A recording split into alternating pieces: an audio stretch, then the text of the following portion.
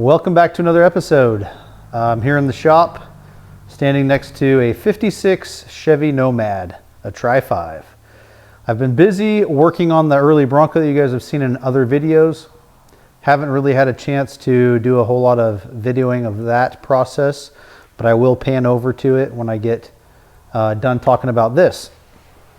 So this is a new project for 2026. It is an original 56 Chevy Nomad, and we are doing a gasser conversion to it. So I'll be taking the front clip off of it. I'll be taking the front frame and cutting it, adding a new front frame with leaf springs and a straight axle. And I will be putting a new Ford 9-inch in the back with cowl tracks, new leaf springs, new bushings. I got a new fuel tank. I've got to do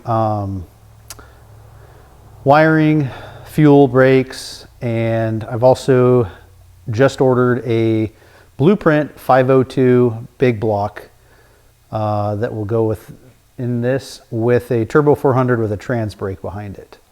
So this is going to be the project that I'm going to be working on in between finishing up the Bronco, and I will have some videos about this as I kind of go through it and start changing out components on it and doing the front gasser straight axle setup on it. It's actually in really solid condition, and my job is just to, like I said, get the drivetrain in it, get the axles underneath it, wire it, plumb it, fuel, all that, make it run and drive. It'll get fender well headers, and then it goes back to my customer for him to, I think, take it to the body shop, and they're going to do something with the paint. Not sure yet what they're going to do. Well, there it is. The front clip is off. My buddy Chris Darlin from Chris's Hot Rods or Dive Bomber's Garage, he came over like a good friend that he is, gave me a hand removing the front clip off of this thing so that I can start removing some of the stuff, the old wiring, brake booster, stuff like that, and get it ready to cut the front of this frame off so that we can mock up the new frame, straight axle and the leaf springs, all that stuff. I'm going to get started doing the rear end first. So I got a brand new rear end housing. It's not complete. It's got all the parts. So I have to paint everything, put it all together with disc brakes, the drop in, all that. And once that's together, I can swap it into the back of the car with the new leaf springs, the cowl tracks, new shocks. I'll probably put the new fuel tank in at that time as well. And then after that's done, I'll probably go ahead and start moving on the front end where I cut it off and start grafting the new front frame onto it. It's a really solid 56, like I said, great condition. I'll do a little walk around so you guys can see some of the details on the car. I mean, if I was to own a wagon, a 56 Nomad would be pretty cool to have. I just like the look of the top, the side windows, and I'll just take you guys around so you guys can see the details of the car.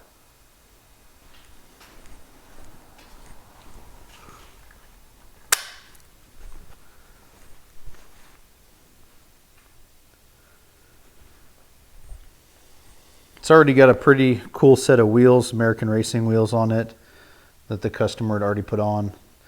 All the trims on the car. Couple seats in there.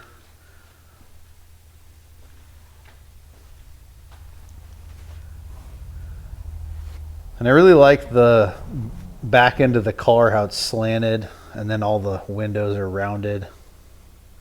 Looks really cool. And the best feature I like about a 56 is that you fill it with fuel through the taillight housing. Pretty cool design, pretty cool option.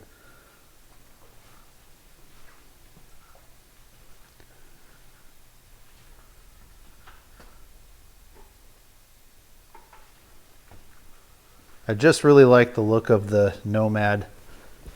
And I'm sure it's going to look really rad with a big block, fender well headers, and all that on there.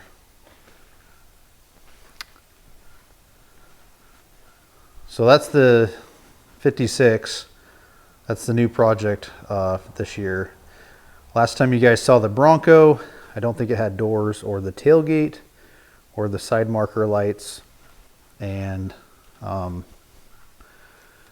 also got the grill put on, which we painted the center section Wimbledon white. It'll match the wheels, and then the hard top that goes on there is also Wimbledon white. I've also stated before that it's just a stock 302 with some headers, Edelbrock ProFlow fuel injection. It's got the vintage AC. I did talk about the brakes and the steering, which I've added. This is a nice kit from Wild Horse 4x4. It's a Willwood master cylinder with a GM style Hydro Boost. Really clean, nice kit with stainless braided lines that go to your box and your pump.